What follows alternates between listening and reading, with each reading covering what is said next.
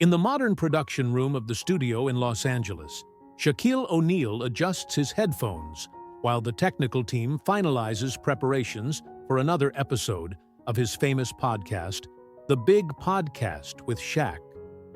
At 53 years old, the former center and four-time NBA champion has built an impressive media empire after his retirement from the courts.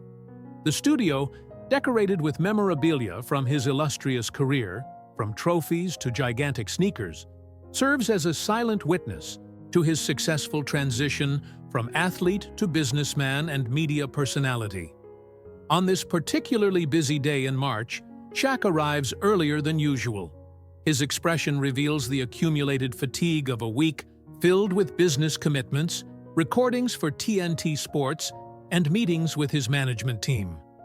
His executive producer, Marcus, immediately notices that something is different. "I didn't see you press the subscribe button on our channel. It will only take you a second and leave your opinion in the comments." "Everything all right, Big?" asks Marcus, using the familiar nickname. "Just thinking about some things," responds Shaq, with a solemnity that contrasts with his usual extroverted behavior. In truth, O'Neal has been internally struggling with questions about his legacy. Recently, a series of criticisms on social media accused him of being excessively harsh with centers of the current NBA generation in his commentary as an analyst.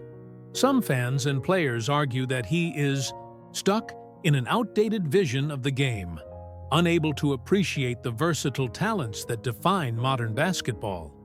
This has bothered him more than he publicly admitted.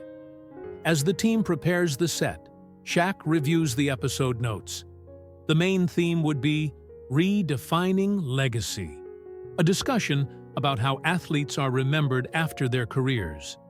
The irony doesn't escape him. At the top of the guest list was Rex Chapman, former NBA player and current social media personality, with whom Shaq would share stories about the pressures of staying relevant in an industry that constantly seeks the next big sensation. "We're ready for a special segment today," comments Rachel, the podcast's content coordinator.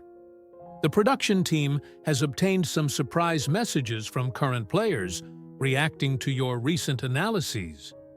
Shaq forces a smile, but internally feels apprehensive. In decades in the spotlight, he has developed armor against criticism, but recently, questions about his own relevance have begun to penetrate that armor. He thinks about his children, especially Sharif, who is trying to build his own basketball career, and how his public criticisms of other players might reflect on them. Before entering the studio, Shaq checks his phone one last time. A message from his former coach, Phil Jackson, appears on the screen. "Remember, being big isn't just about height. It's about how you elevate others." The message, seemingly disconnected, appears strangely prophetic for the day ahead. The producer counts down, "On air in 5, 4, 3, the last numbers being counted silently with fingers. The studio lights intensify, the theme music begins to play, and Shaq's deep voice assumes its familiar professional tone. "Welcome to another episode of The Big Podcast. I'm your host, Shaquille O'Neal, and today we're going to talk about legacy.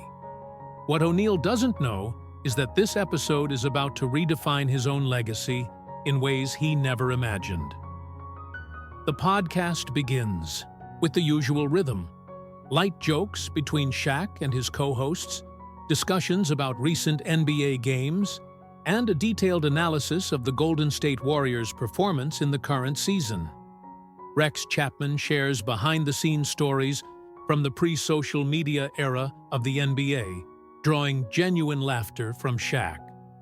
The chemistry between them flows naturally, with Chapman showing respect for O'Neal's legacy, while subtly challenging him on some of his more conservative opinions. "Let's be honest, Shaq," says Chapman, leaning forward. "The game has changed. You dominated your era with physical strength, but today's centers need to be more versatile, How do you see this evolution? The studio momentarily tenses. It's precisely the type of question that has recently provoked defensive responses from Shaq. However, today, something is different. Instead of resorting to his usual argument about the true big men of the NBA, O'Neal takes a reflective pause. Maybe I've been too hard, he admits, surprising even his production team. When you've been the most dominant, it's hard to accept that the game moves forward without you. It's like seeing someone remodel your house after you've moved out. You want them to preserve something of what you built. Chapman, perceiving the rare vulnerability, deepens the conversation, leading Shaq to talk about his insecurities as a commentator in the modern era of basketball. Territory rarely explored by the ever-confident O'Neal. In the second half of the program, Rachel signals to the producer, indicating it's time for the surprise segment. Shaq, relaxed after the honest conversation with Chapman, isn't prepared for what comes next. "We have some reactions to your recent comments, Shaq," announces Rachel. "First, we'll hear from someone you've been particularly critical of in recent seasons." The studio screen lights up, revealing the familiar face of Stephen Curry, the Golden State Warriors point guard and multiple NBA MVP. Shaq straightens in his chair, visibly tense.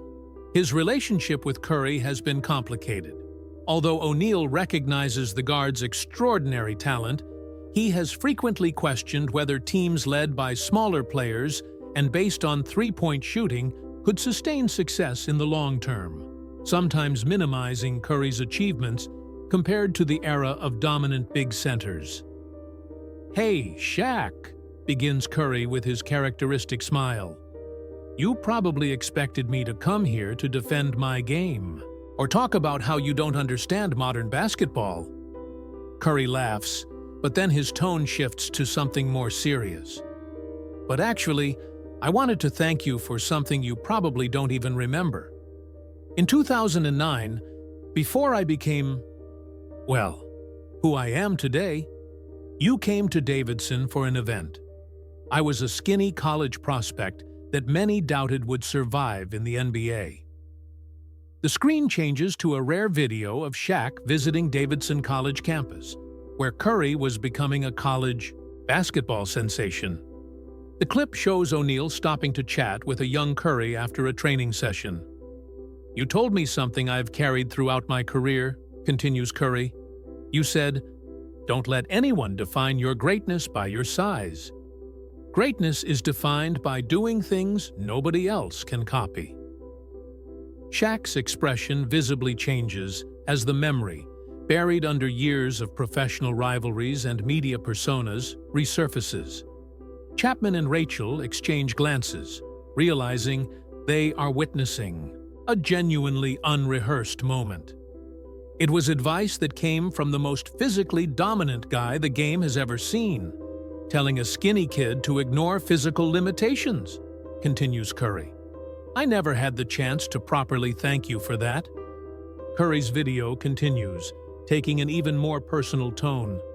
The camera zooms in on his face, evidencing a sincerity rarely seen in carefully produced media interactions. "Shaq, I know we have different views on how the game should be played. You represent an era where dominating the paint was everything, and I represent a shift to the perimeter," says Curry. "But I want to share something few people know." Curry reveals that during his formative years, he compulsively watched tapes of O'Neal's games, not just for basketball moves, but for mindset. "Everyone sees your highlights demolishing rims, but what I studied was your mindset. How you handled fame as a kid from Newark. How you transformed criticism into fuel. How you refused to be defined solely by your height or strength." The camera captures the subtle transformation on Shaq's face, the slight tremor at the corner of his mouth, the growing shine in his eyes. Chapman, beside him, senses the moment and remains respectfully silent. "I built my career being underestimated," continues Curry.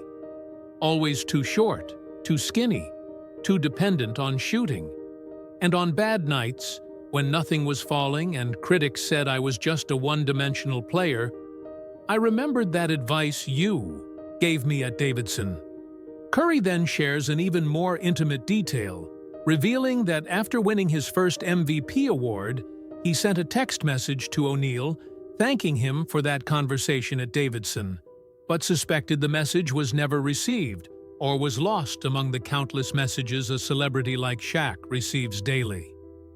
"I never mentioned this publicly because some lessons are too personal to share," explains Curry. "But when I heard you were questioning your own impact on the modern game, I felt I needed to say this. Your legacy isn't just about rings or statistics. It's about those small moments when you elevated others when no one was watching." The camera then reveals that Curry is sitting in his locker room, still in his training uniform. He leans forward as if speaking directly to Shaq, not to a camera. "Commentators will debate whether my era is better than yours, or whether my style validates or invalidates your dominance. But what they'll never know is that, without that moment of generosity from you, perhaps I wouldn't have had the conviction to redefine what a point guard can be in the NBA." At this moment, the studio camera captures the first tear rolling down Shaquille O'Neal's face, a man known for his larger-than-life personality and humor, rarely seen in moments of such raw emotional vulnerability. So, when you question your place in this new NBA, or feel disconnected from the modern game, remember, you planted seeds you didn't even know existed, concludes Curry. And that, big fella, is a type of greatness no record or statistic can measure. The video ends, leaving the studio in a palpable silence. The production team, usually busy with signals and technical instructions, remains motionless. Rex Chapman places a hand on Shaq's shoulder, who now openly wipes away tears with his fist. I didn't know." Shaq finally breaks the silence, his voice laden with emotion. "I never received that message. Never knew."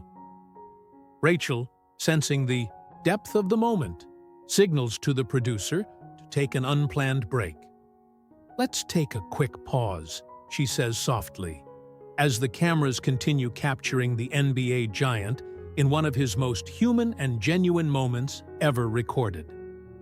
In the hours following the broadcast, the clip of Shaquille O'Neal's emotional moment spreads like wildfire across social networks. Hashtags like Shaq Tears and Curry Shaq Moment become global trending topics. What began as just another podcast episode quickly transforms into a cultural phenomenon, with millions of views in the first 24 hours. Sports analysts dedicate entire segments to the significance of the moment, not just for O'Neal personally, but for basketball culture and professional sports in general. In a world where manufactured rivalries and conflicts frequently dominate sports headlines, the genuine vulnerability of a legend like Shaq represents something profoundly refreshing. What we witnessed was the rare moment when the masks that professional athletes wear completely fell, comments an ESPN presenter. We saw the real man behind the persona. Meanwhile, in the Warriors' locker room after practice, Curry is approached by a crowd of reporters wanting details about the message. True to his character, he downplays his own contribution. "I just told the truth," responds Curry with simplicity. "We all have those mentors who don't always know the impact they've made. I thought it was time Shaq knew about his." 2 weeks after the viral episode, Shaquille O'Neal enters the TNT Sports Building in Atlanta with a different energy. That day's production of Inside the NBA would be Shaq's first public appearance since the moment with Curry.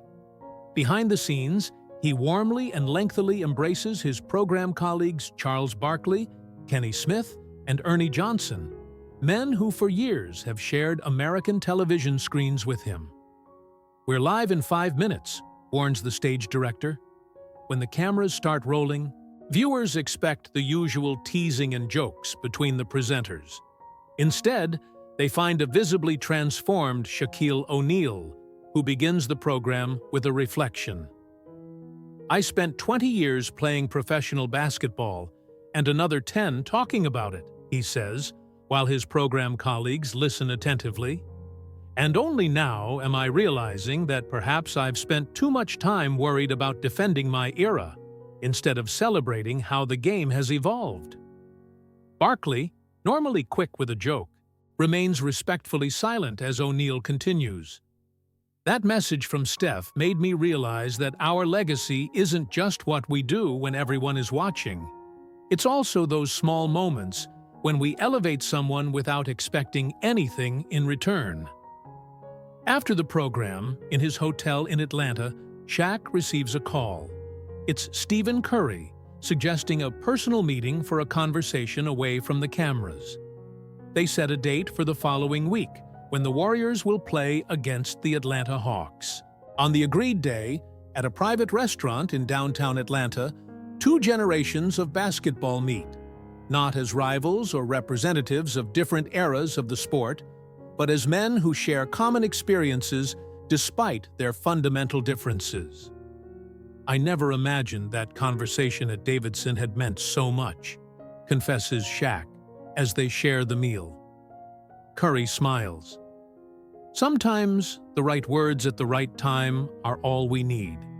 You gave me that." The conversation flows to new territories. Potential collaborations on charity projects, a series of basketball clinics for underprivileged youth, and even the possibility of a television special where legends from different eras of basketball could share similar stories of mentorship and unexpected connections. At the end of the evening, the two stars leave the restaurant and are inevitably photographed by some fans. The images, showing Shaquille O'Neal with his arm around Stephen Curry's shoulders, both in a moment of genuine laughter, quickly go viral, a potent symbol of how respect can transcend differences in style, era, and approach to the game. "You know," says Shaq as they say goodbye, "perhaps true greatness is recognizing greatness in others, even when it presents itself in ways we never imagined." Curry extends his hand. The 7'1" giant and the 6'2" guard shake hands, a simple gesture that symbolizes the bridge between distinct eras of American basketball, united by mutual respect and the shared understanding of what it means to leave a true legacy.